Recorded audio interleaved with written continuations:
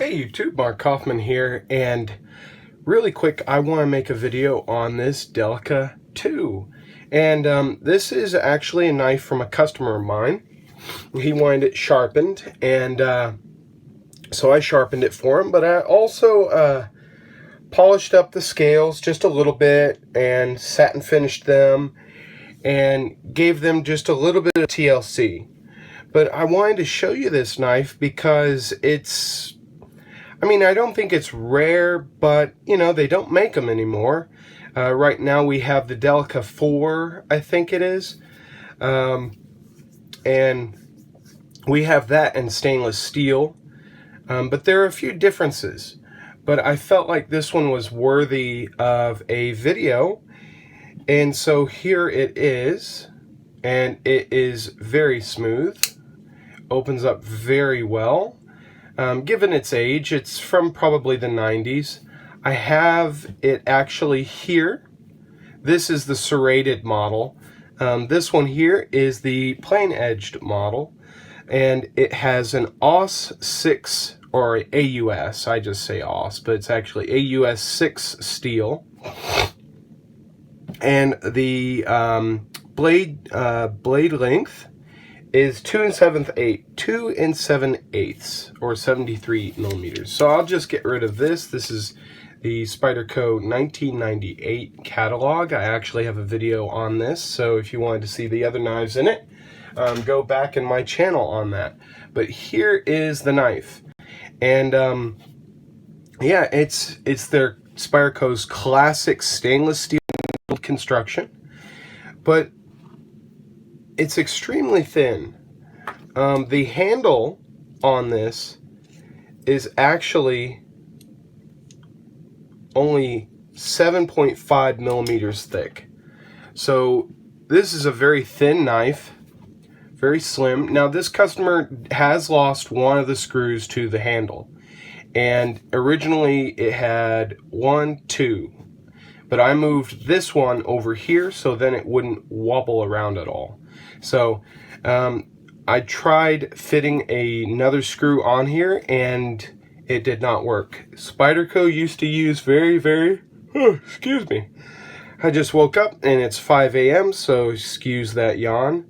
Spyderco used to use very thin screws, and they used to use this style screw instead of what they used to use, what they use now. Now they use like a hex bit, but this is a Phillips. So that is, reminds me of Hinderer,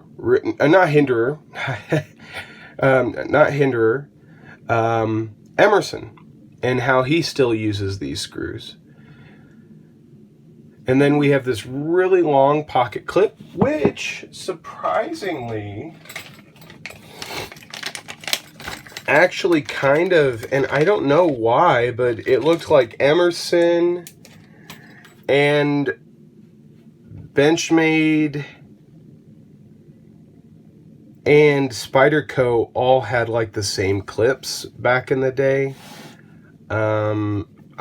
This clip probably could even fit on this knife. It's a little weird. I don't know why they all have had these standard clips, but I guess that was the great clip of the day back then, was this nice long clip, which it works well, but this is only tip down carry, so yeah, not the best. But also one of the things is there's no jimping here, no jimping at all. No jimping at all. And there's that AUS, or AUS 6 stainless steel. And this knife came out real nice. It was, had a few problems. You can see that he uses a pull-through sharpener of some kind, because we have right here and here are actually sharpened. So what I actually had is I had a little bit of a smile back here. So I had to straighten out the blade, straighten it out. The blade actually was completely straight, so I gave it just a little bit of a curve at the end. I also had to fix the tip. The tip was not pointed like this. It actually was very rounded off. I'm sorry that I didn't do a before video, but this customer wanted this knife relatively quickly. Excuse me. Oh man. Early morning, right?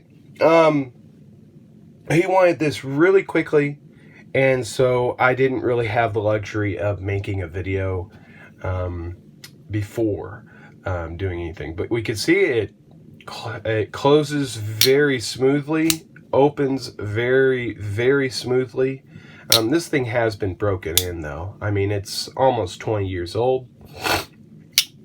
So there's that. Surprisingly, there are washers in between the knife blade and the handle scales. And I can't get them to show up here, but boy, it is just one of those mornings, yawning all the time. But they're there. And I thought that was very interesting to see. And that even at this type of level of this was not a expensive knife, but it wasn't a cheap knife. But even at this level, they were able to do washers in this kind of construction. Most of the time, it's just blade on handle with something like this. So that is really good to see. You have a lanyard hole.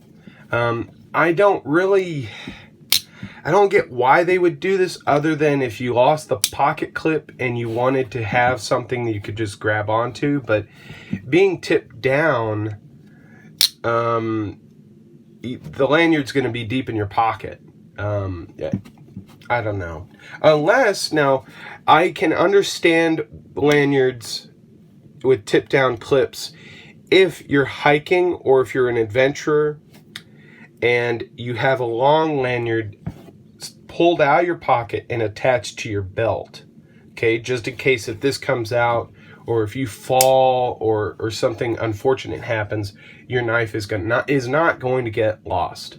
So I actually see the use of that, but other than that, in our modern day and age, in everyday carry routines, the lanyard would have been just in the bottom of your pocket, and I don't see a use for that.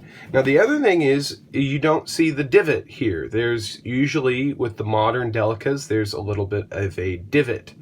And Spyderco did that so you could easily find the lock bar.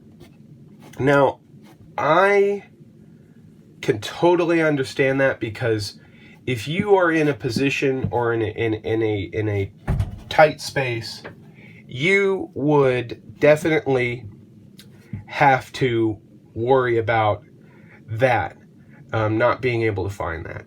But I just thought you guys would enjoy seeing this knife and seeing what I've done to it, and just seeing an older Delica in these stainless steel handles. So if you enjoyed this video and this knife, let me know in the comments. And if you feel so inclined, subscribe. I'd really appreciate it. So thank you guys again. And wherever you may be, I hope you have a great day or night.